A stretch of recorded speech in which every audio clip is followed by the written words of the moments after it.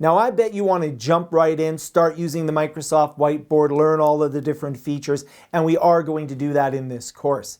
But it is worth taking just a little bit of time to ask ourselves, what can the Microsoft Whiteboard do that we can't do using other tools? And by the end of this course, you're going to have many answers to that question.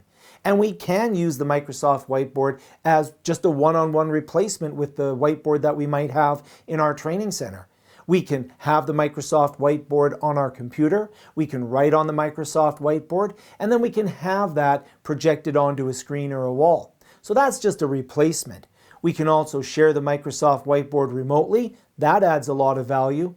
But let's take a look at how I might work with the whiteboard instead of working with a PowerPoint presentation. Typically, in a lot of training scenarios, we use Microsoft PowerPoint as the way to guide the conversation, to structure the conversation, and to present ideas.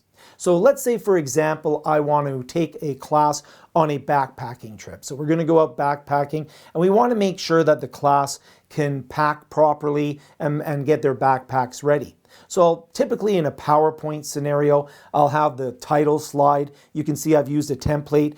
It looks pretty good. You know, we have the hiking club. We're going to do some packing for camping.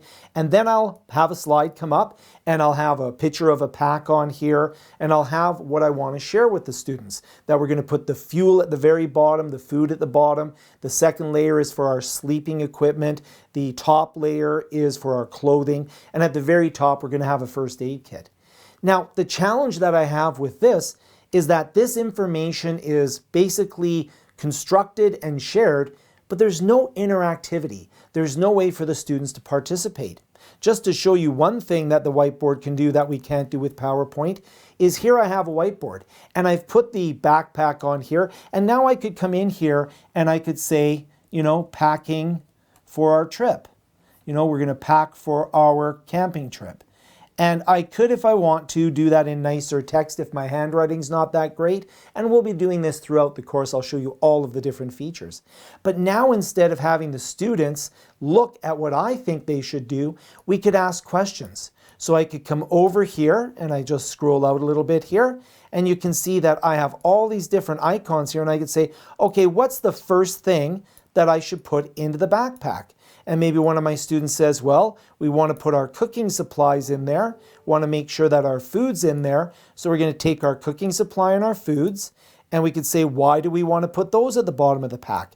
And we could say, well, I want to put those at the bottom of the pack because if the fuel leaks, I don't want it to be in my, I don't want that fuel to be in my clothing, and I don't want that fuel to be on my sleeping gear. So that could be the first layer that we're going to do in here, and you can see that it's really easy to do. Now, everything that I'm showing you here, I'm going to show you in more detail in the course, but you get the idea here that what I'm able to do is I'm able to go in and I'm able to have an interactive conversation with the students. And then they could say, you know, the next thing that I'm going to do is I'm going to bring my sleeping gear over here, and then I'm going to put my clothes here, and then I'm going to put my camping. Where should I put my tent and my sleeping bag? Maybe I want to have my cup at the top, and I definitely want to have my water and my water filter at the top, and I want to have my first aid kit at the very, very top. I want to make sure that I have my hat, even though it's part of clothing, at the top. And then we can zoom in, and we can start saying, okay, let's take the different, you know, the equipment. My sleeping gear is going to be in here. And you can see that as I'm talking with my students, that I'm able to construct an interactive presentation where the students are participating in the packing of this sleeping bag. And as you get familiar and comfortable with the Microsoft Whiteboard, you'll be able to give this style of presentation. You'll be able to, of course, make annotations on here. You'll be able to say, you know, how much room do I have here? You'll be able to highlight elements of the journey. We're going to go through all of that in this course. And really, that's the power of the Microsoft Whiteboard.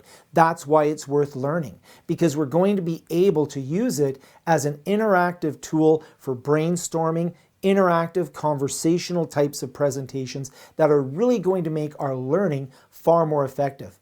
And this is just the tip of the iceberg. When you get through the end of this course, you're going to learn many other ways that we can add to this presentation, that we can make the whiteboard a fantastic tool for dynamic, engaged learning. Let's move on to the next lesson and I'll start showing you how you can get the Microsoft Whiteboard so that we can begin this journey.